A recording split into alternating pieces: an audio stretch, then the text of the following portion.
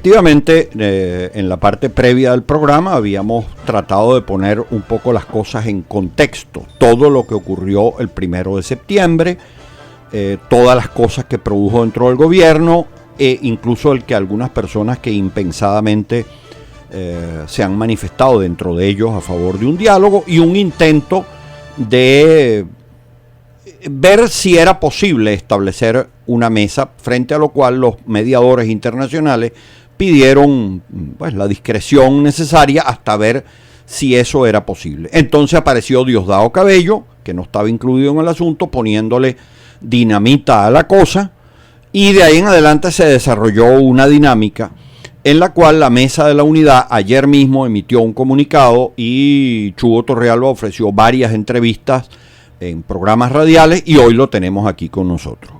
Chugo, bienvenido una vez más a Público y Confidencial. Cuéntanos de todos modos, a pesar de esa introducción, cuál es el origen de esto y cómo sucedieron los hechos de acuerdo a tu propia versión de las cosas. Sí, bueno, muchas gracias, Damián, muchas gracias al equipo por esta oportunidad. En efecto, esa puesta en situación que tú haces es eficiente, es correcta. Yo simplemente agregaría lo siguiente. Mira, los tiempos de un proceso político pueden ser singulares y generalmente la gente dice, caramba, los tiempos de la política no son los mismos tiempos que los de la calle, etcétera, etcétera, y eso suele ser verdad. Pero los tiempos de una crisis política son muy distintos. Suelen ser acelerados y suelen ser imprevisibles. Eso es lo que está ocurriendo en este momento en este país. Mira, un día antes de la toma de Caracas, se fueron de Venezuela Torrijos, Fernández, Zapatero, porque ellos vinieron acá a intentar pues, conversar, etcétera, etcétera, y bueno, vieron la situación como estaba y se fueron un día antes de la toma de Caracas. Apenas pasó el incidente de Villarrosa, sectores del oficialismo empezaron a pegar gritos y empezaron a pedirle que por favor se regresaran, y en efecto se regresó Zapatero. ¿Por qué ocurre eso? Ocurre porque la sumatoria de los efectos de la toma de Caracas y del evento de Villarrosa generó una onda expansiva muy poderosa. La oposición demostró no solamente tener números, sino tener control, tener capacidad de hacer frente a la crisis política y de conducir el malestar de los ciudadanos. Y el gobierno, al día siguiente, la persona que ocupa la primera magistratura, demostró que no tiene control ni de sus emociones, que no es capaz de gobernar ni siquiera su anillo de seguridad. Eso generó un impacto muy grande, no porque la crisis de gobernabilidad sea nueva, sino porque se puso de manifiesto en todo su esplendor frente a los ojos del país. Eso es lo que genera que un conjunto de individualidades, quizás de sectores del gobierno, como tú decías, de manera impensada, de repente empiezan a hablar de diálogo y a pedir la posibilidad de sentarse. Regresa Zapatero y se plantea la posibilidad de tener algún tipo de encuentro directo para ver este tema. Nosotros reaccionamos a partir de la siguiente convicción. Ya va, párate un momentico, Chugo, porque me parece importante precisar también un par de cosas que tú has dicho. Tú has dicho la oposición, o sea, la Unidad Democrática, demostró no solo fuerza, que ya la había demostrado el 6 de diciembre, pero esa movilización de calle fue demasiado poderosa, sino control, es decir, la capacidad de no dejarse arrastrar por los que querían provocar dentro del propio gobierno que hubiera hechos de violencia, etcétera, para justificar la represión. Pero también señalaste que Maduro, el día de lo de Villarrosa, no mostró ese control. Es decir, aparentemente no se sabe si fue que los anillos de seguridad no le dijeron que no hiciera eso, que lo que había era gente molesta, pueblo molesto, o él decidió pasarle por encima porque, no sé, porque está aislado de la realidad. ¿Qué sería? Bueno, por la razón que sea, lo cierto es que él estaba allí con el gobernador del estado a un lado, con el alcalde de ese municipio al otro, con sus anillos de seguridad, con la Guardia de Honor, con la Casa Militar, con el SEBIN, y todo eso no sirvió de nada ante la molestia del pueblo. Y se vio allí una cosa extremadamente bochornosa y lamentable. Entonces, repito, eso pone de manifiesto ante el país y ante una parte importante del oficialismo que la gente que está al mando de la nave del Estado en realidad no manda nada. Eso se llama crisis de gobernabilidad. Es una situación extremadamente delicada, extremadamente peligrosa, porque si no tiene una respuesta desde el ámbito de la democracia, ese es el campo ideal para que los oportunistas, los cazadores de guire, los pescadores en río revuelto, en definitiva, los golpistas, digan, este es mi momento. ¿Entiendes? Yeah. Entonces, la única forma seria de enfrentar una situación como esta es tratando de acelerar lo más rápido posible la construcción de la solución electoral. Por eso atendemos nosotros la invitación que nos hacen los mediadores y por eso llegamos nosotros a esas reuniones del llamado prediálogo. ¿Por qué? Porque ante una situación de crisis, no digamos de vacío de poder, pero sí de severísima crisis de gobernabilidad, lo serio, lo coherente, no solamente con nuestro interés electoral, sino con la salud del país, es acelerar la solución electoral. Por eso fuimos básicamente, no a discutir el referéndum revocatorio, porque el referéndum revocatorio no se discute. El referéndum revocatorio es un derecho, y los derechos no se negocian ni se conversan, se ejercen, pero sí a ver cómo era posible apartar los obstáculos ilegales que el gobierno ha colocado en el camino al revocatorio. Esa era es la intención central con la que nosotros acudimos a todos los espacios de diálogo que han surgido y a todos los que puedan surgir, por cierto. Ese y otro elemento muy importante, que es el siguiente, y yo lo digo, mira, por la calle del medio. Afortunadamente, como ustedes saben, yo no soy candidato a nada ni quiero serlo. Por eso, mi palabra no está condicionada por intereses electorales de corto plazo. Yo no estoy buscando hacer un discurso sexy que le guste a los moderados, a los radicales, a los tibios porque todos votan. No, mi deber es compartir información. Entonces la información que quiero compartir es la siguiente: el país que nosotros queremos construir no es el país donde los perseguidores de hoy sean los perseguidores de mañana. El país que nosotros queremos construir no es el país donde los perseguidos de hoy seamos mañana perseguidores. No, nosotros queremos construir un país, una Venezuela, donde todos podamos vernos con claridad en el mapa del futuro, donde quienes hoy son gobierno, mañana pueden ejercerse oposición, pero no como lo está haciendo Delson Guárate en la cárcel, no como lo está haciendo John Goycochea en la cárcel, sino que se ejerzan como oposición con las condiciones y garantías que establece la Constitución, y también que el ejercicio del poder por parte de quienes vamos a hacer gobierno pasado mañana sea un ejercicio del poder ejercido desde las limitaciones y las características que establece la Constitución. Es decir, tú eres poder no para burlarte del hambre del pueblo, como acaba de hacer con un chiste de pésimo gusto el ciudadano Nicolás Maduro. Tú eres poder para ser servidor del pueblo, y eso tiene unas limitaciones y tiene unas características. Entonces, si queremos eso... Podríamos decir también, Chugo, entonces, que la idea no es ser poder para hacer lo que me da la gana, como hacen algunos hoy desde el poder, claro, sino sujeto a las posibilidades, pero también a las limitaciones que te impone la Constitución. Por una razón elemental, hermano querido. Mire, nosotros lo hemos dicho 1000 veces. Nosotros no estamos en esto para hacer un quítate tú para ponerme yo. Si eso fuera así, si fuéramos a cambiar a un Mesías por otro, o a un caudillo por otro, o a un autoritarismo por otro, eso no sería una victoria sobre el chavismo. No, eso sería un triunfo cultural del chavismo. Eso sería un chavismo de otro color, con otra panela, con otra carita, pero sería exactamente eso, el ejercicio autoritario y brutal del poder. Entonces, si queremos de verdad cambiar esto, esa foto del futuro donde todos podamos vernos es una foto que tenemos que construir entre todos. Por eso tenemos que recobrar un concepto elemental de la vida en democracia, como lo es el diálogo. ¿Me entiendes? Entonces, con esas dos intenciones, una de corto plazo, inmediata, urgente, súper importante, como es el tema de apartar los obstáculos de cara al referéndum revocatorio, y en este momento concretamente de cara al 20%, y en segundo lugar, ir creando los mecanismos y sobre todo la cultura del diálogo que permita que entre todos construyamos la foto del país que viene. Entonces, con esas dos cosas en mente, nosotros nos sentamos en la mesa del fulano prediálogo. Debo decir, se realizaron 2 reuniones. A estas 2 reuniones asistieron por la parte gubernamental Delcy Rodríguez, Jorge Rodríguez, Elías Jagua y Roy Chatterton. Por la parte nuestra asistieron de Un Nuevo Tiempo, Timoteo Zambrano, de Voluntad Popular, Freddy Guevara, de Primero Justicia, Carlos Ocariz, y de Acción Democrática, Luis Aquiles Moreno. Como representantes, como delegación, se nos expresaba a todos en esa mesa de prediálogo. Debo decir que las dos reuniones que se produjeron fueron, para sorpresa nuestra, de un carácter positivo, tanto en contenido como en tono. Se partió desde una extrema desconfianza hasta un ambiente donde se pudieron discutir cosas. Y estuvimos hablando precisamente del tema del revocatorio y concretamente del 20%.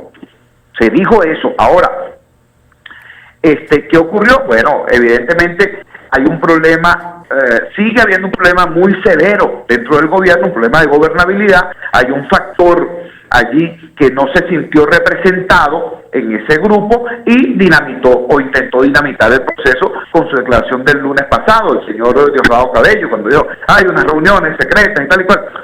Bueno, secretas, un cuerno, pues. Hubo allí un acuerdo previo entre las partes de que eso se manejara en un grado de expresión que permitiera llegar a algunos acuerdos para podérselo presentar a los mediadores y al país. Eso fue lo que ocurrió. Ahora, como el señor Cabello estaba como la guayabera por fuera, entonces decidió dinamitarlo. Por eso es que se produce la declaración de Cabello el día lunes y luego la declaración de Rodríguez el día martes, que no era contra nosotros. Nos usan a nosotros de pretexto para enfrentar, para responderle a Cabello. Eso es lo que está ocurriendo allí. Ahora, en este momento, ¿cuál es el nuevo dato que tenemos hoy? En realidad que tenemos en la noche de ayer. Mira, nosotros hicimos una exigencia hace ya casi 3 meses. Nosotros exigimos que fuera fortalecida la diligencia mediadora con la incorporación de la Santa Sede, con la incorporación del Vaticano. Bueno, ayer llegó una comunicación de la Santa Sede, hecha a instancias del Papa Francisco y firmada por Monseñor Parolín, que es el secretario de Estado del Vaticano. Esta comunicación expresa la disposición de la Santa Sede a intervenir de manera directa en el conflicto venezolano, a formar parte de la mediación. Ellos ponen una única condición. Esa condición es que tanto el gobierno como la oposición de manera simultánea hagan esa solicitud al Vaticano, lo cual, por cierto, es desusado y significativo, porque recuerden ustedes que el Vaticano no solamente es la sede de la Iglesia Católica, el Vaticano es un Estado, y las relaciones del Estado-Vaticano deberían ser de Estado a Estado y de gobierno a gobierno. Sin embargo, el Vaticano incorpora en su solicitud a la oposición venezolana en plano de igualdad con el gobierno, que ambos le soliciten eso para ellos entonces activar su participación. Eso es muy importante porque coloca todo este proceso de mediación en un ring completamente diferente, pues cuando tenemos entonces ahora un factor de altísima autoridad moral y que constituye un elemento de garantía para todos, no solamente para algunos, sino para todos. Esto yo creo que es la mejor respuesta a los intentos de quienes, como el señor Cabello, tienen intereses personalísimos en que aquí no logremos una solución pacífica y constitucional a nuestro drama. Ahora, pero de nuevo un paréntesis, Chugo, a ver cuál es tu valoración sobre el punto. Cierto, ya nosotros incluso le pusimos a los oyentes el audio de Cabello, donde es obvio el interés de él en ponerle dinamita a la cosa, ¿no? Ajá. Luego la respuesta la comentamos, aunque no pusimos el audio, de Jorge Rodríguez, que como tú dices, aparenta ser una respuesta contra la Mesa de la Unidad, pero en realidad le está respondiendo es a su compañero de partido, que le hizo lo que le hizo, ¿no? Ok. Pero luego anoche el señor Maduro empieza con un cuento. Yo sí les voy a contar cuál es la verdad del diálogo y tal, y no sé qué. En ese tono tú sabes de que más bien parece que lo que te va es a amenazar y no a relatar algo que pudiera ser positivo, ¿no? Ajá, cuéntalo del Papa, pero luego, a mi manera de ver, las siguientes cosas que hace son también para ponerle dinamita al diálogo. Es decir, intenta convertir el asunto en un conflicto interno, en tratar de generar diferencias dentro de la oposición, en sembrar desconfianza de unos con otros, etcétera, y en hacer ver que ahí no hay ninguna posibilidad de nada porque aquí no va a haber revocatorio. Es decir, parece que Maduro está también en la línea de que no haya diálogo. Claro, bueno, él dice que sí, eso pero... habrá que verlo, eso habrá que verlo. Yo creo que Maduro no está en condiciones de tener ninguna línea, ¿no? Maduro terminará plegándose a aquello que vea como su conveniencia, más cercano a su conveniencia personal, ¿no? Si él ve que por la vía dialogante se llega a algún tipo de solución política que le dé alguna garantía, entonces él estará aquí. Si ve que no tiene ninguna, entonces se refugiará en la línea dura de los radicales de aquel lado, pidiendo piedra, plomo y candela. Eso escríbelo, porque desgraciadamente, si él fuera un factor, si él pudiera inducir la política del gobierno, del PSUV y del Estado en alguna dirección, bueno, lo hubiera hecho ya. La realidad de Maduro es que Maduro va flotando como una barajita y termina intentando complacer a unos, a otros y a los demás allá, y termina entonces defraudando a todo el mundo. Fíjate tú lo que acaba de pasar, esa cosa extrañísima que acaba de pasar con Carlos Osorio. Designa al general Carlos Osorio como inspector general de la Fuerza Armada Nacional. Como inspector general de la Fuerza Armada Nacional, entonces él va a inspeccionar parte del dispositivo que lidera, que conduce el general Padrino López, que es el ministro de la Defensa. Pero resulta que Padrino López ahora es el jefe de la gran misión Abastecimiento Soberano y Carlos Osorio viene de ser ministro de Alimentación. Es decir, el señor Padrino López tiene como misión ahora tratar de enmendar los entuertos que dejó Carlos Osorio. Pero Carlos Osorio ahora va a ser quien va a inspeccionar, a supervisar a Padrino López. ¿A dónde termina eso? En un desastre, por supuesto, en un desastre. Pero bueno, ese es el tipo de cosas que la escasez de liderazgo de Maduro termina generando. Entonces, frente a esa cosa, frente a esa realidad, ¿qué nos queda a nosotros, a los demócratas venezolanos? Nos quedan tres cosas muy claras. Primero, saber que aquí, si no hay una presión de calle, una presión ciudadana, una movilización activa y asertiva, pacífica siempre, pero contundente del pueblo venezolano, aquí no va a haber solución política. En segundo lugar, que esa presión que tenemos que hacer es para que se exprese en un resultado político, es decir, para que termine cuajando en un resultado político, en un saldo político. Nosotros estamos haciendo toda esta presión de calle, no para asaltar el palacio, no. Nosotros estamos haciendo toda esta presión de calle para lograr las condiciones necesarias para que el cambio sea en paz. Para eso es que lo estamos haciendo. Entonces, en este diseño, lo hemos dicho antes, voto y calle, calle y voto, diálogo y calle, calle y diálogo. La mesa de conversaciones y el asfalto de la calle son dos escenarios de una misma lucha. Nosotros no podemos permitir que un sujeto tan deteriorado como Maduro nos divida con su intriga y con su necedad. Nosotros tenemos que tener claridad como lo que somos, como la nueva mayoría nacional, en primer lugar de nuestra fuerza y de la necesidad de que esa fuerza sea ejercida en la dirección correcta, en la dirección de promover y construir el cambio pacífico. Eso es complicado. Si fuera fácil no nos hubieran llamado a nosotros. Si fuera fácil, los venezolanos de este tiempo no tendríamos reto. Eso es complicado. Derrotar a un gobierno, derrotar pacíficamente un gobierno que es violento, derrotar democráticamente un gobierno que no es democrático, eso es complicado. Pero ese es exactamente el reto que tenemos. Mira, para decírselo con claridad a los habitantes de Guayana, hace casi 80 años hubo una guerra civil en España. Después de 40 años de dictadura de Franco y de casi 40 años de democracia, todavía están allí las cicatrices, todavía. Nosotros no podemos echarle esa broma a nuestros hijos y a nuestros nietos. Lograr que la salida a este drama sea una salida pacífica, no es por miedo a la violencia, es por amor a nuestros hijos, de eso se trata. Entonces, bueno, ese es el tamaño del reto y también hay un tema que tiene que ver con la fortaleza y la resedumbre moral y espiritual del pueblo que está en esta pelea. Nosotros no podemos permitir que cualquier provocación de unos sujetos tan limitados como estos nos dividan o nos violenten, porque eso es lo que quieren, dividirnos y violentarnos.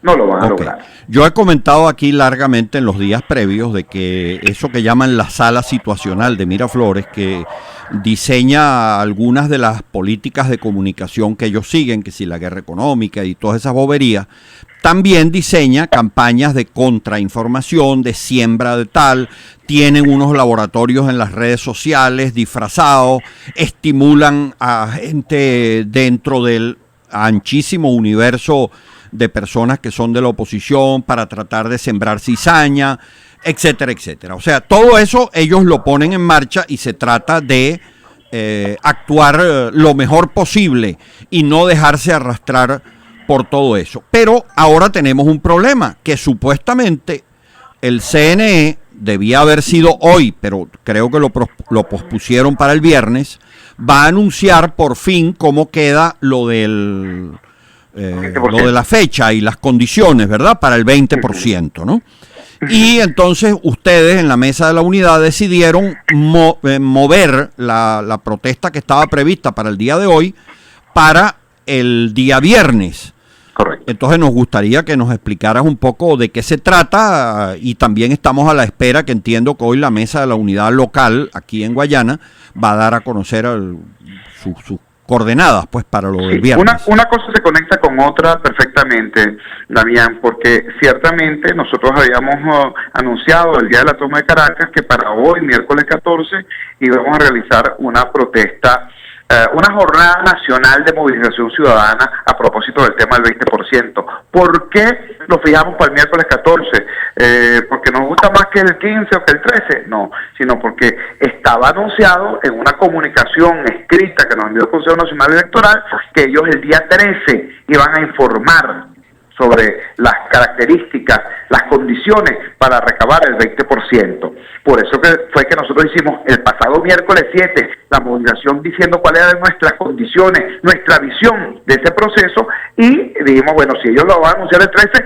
el 14 van a tener el pueblo en la calle. ¿Para qué? Para que si las condiciones que anuncian son constitucionales, son legales y son respetuosas del derecho ciudadano a la participación, bueno, la celebraremos como un triunfo del pueblo democrático e iniciaremos nuestra campaña hacia el 20%. Pero si esas condiciones son restrictivas, son lesivas al derecho constitucional y son negadoras de la participación, bueno, se va a encontrar con el pueblo protestando en la calle. Es una jornada muy dura, ¿no? Pacífica, pero muy enérgica, muy contundente, de rechazo a ese tipo de medidas. Eso es lo que estaba previsto para hoy. Si el CNE corre eso para el viernes, lo que tiene sentido, por supuesto, es correr nuestra protesta para el viernes. Ahora, ¿qué ocurre si el viernes tampoco hay pronunciamiento del CNE? Entonces, de todas maneras hay protesta. ¿Por qué? Porque el silencio también es un discurso. El silencio también es un irrespeto al derecho del pueblo. Entonces, de todas, el viernes 16 hay esta protesta. Ahora bien, recordemos cuáles son, aunque yo las he comentado aquí en los programas anteriores, pero vale la pena recordarlas.